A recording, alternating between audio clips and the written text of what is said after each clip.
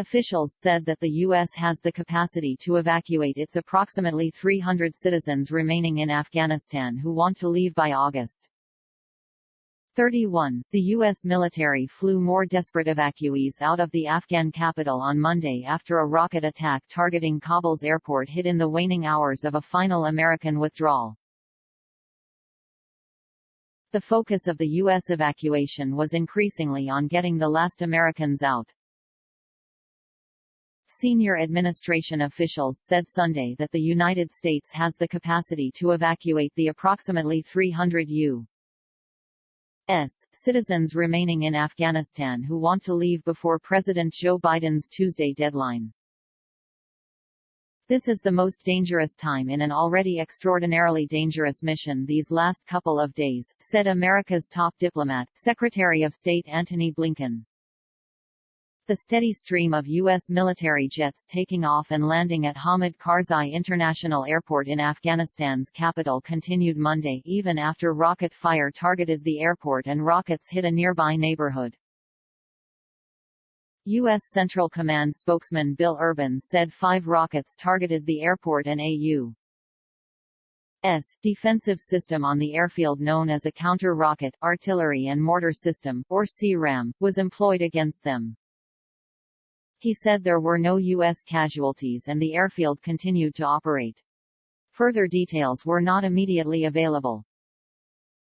The White House said Biden had been briefed on the rocket attack. Biden's national security advisor, Jake Sullivan, said Sunday that for those U.S.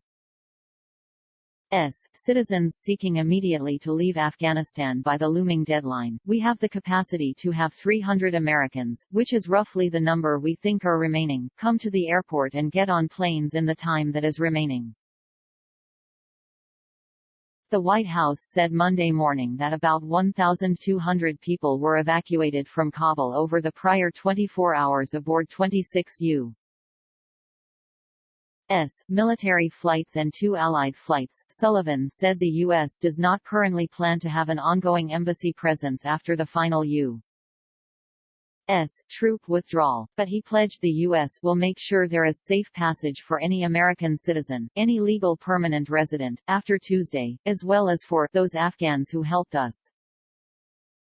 But untold numbers of vulnerable Afghans, fearful of a return to the brutality of pre-2001 Taliban rule, are likely to be left behind. Blinken said the U.S. was working with other countries in the region to either keep the Kabul airport open after Tuesday or to reopen it in a timely fashion. Late Friday, U.S. Central Command said the U.S. military carried out an unmanned airstrike in Afghanistan's Nangarhar province targeting an ISIS-K planner. He also said that while the airport is critical, there are other ways to leave Afghanistan, including by road, and many countries border Afghanistan. The U.S., he said, is making sure that we have in place all of the necessary tools and means to facilitate the travel for those who seek to leave Afghanistan after Tuesday. There also are roughly 280 others who have said they are Americans but who have told the State Department they plan to remain in the country or are undecided. According to the latest totals, about 114,000 people have been evacuated since August 14, including approximately 2,900 on military and coalition flights during the 24 hours ending at 3 a.m. Sunday, members of Congress criticized the chaotic and violent evacuation. "We didn't have to be in this rush circumstance with terrorists breathing down our neck," said Sen.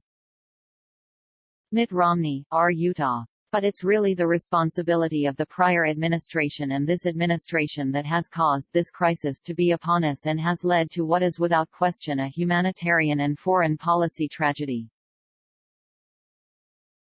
Senate Republican leader Mitch McConnell of Kentucky said the U.S. policy in Afghanistan, with 2,500 troops on the ground, had been working.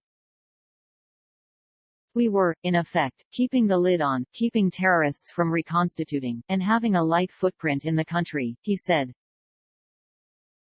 U.S. officials said Sunday's American drone strike hit a vehicle carrying multiple ISIS suicide bombers, causing secondary explosions indicating the presence of a substantial amount of explosive material.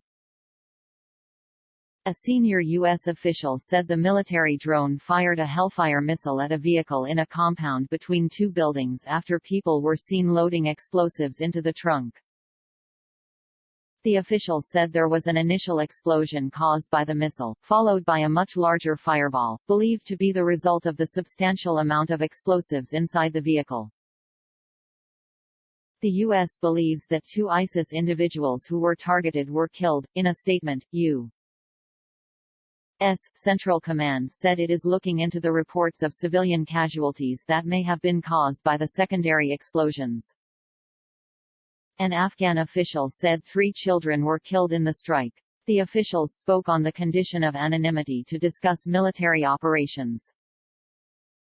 It was the second airstrike in recent days the U.S. has conducted against the militant group ISIS-K, which claimed responsibility for the suicide bombing Thursday at the Kabul airport gate that killed 13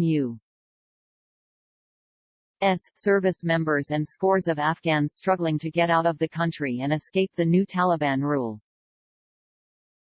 The Pentagon said a U.S. drone mission in eastern Afghanistan killed 2 members of ISIS Afghanistan affiliate early Saturday local time in retaliation for the airport bombing. In Delaware, Biden met privately with the families of the American troops killed in the suicide attack and solemnly watched as the remains of the fallen returned to U.S. soil from Afghanistan. First Lady Jill Biden and many of the top U.S. defense and military leaders joined him on the tarmac at Dover Air Force Base to grieve with loved ones as the dignified transfer of remains unfolded, a military ritual for those killed in foreign combat. The 13 service members were the first U.S. troops killed in Afghanistan since February 2020, the month the Trump administration struck an agreement with the Taliban in which the militant group halted attacks on Americans in exchange for a U.S. agreement to remove all troops and contractors by May 2021. Biden announced in April that the 2,500 to 3,000 troops who remained would be out by September, ending what he has called America's forever war. The White House has rescheduled Biden's meeting with Ukraine's President, Volodymyr Zelensky, from Monday to Wednesday as the U.S. pullout from Afghanistan enters its tense final hours.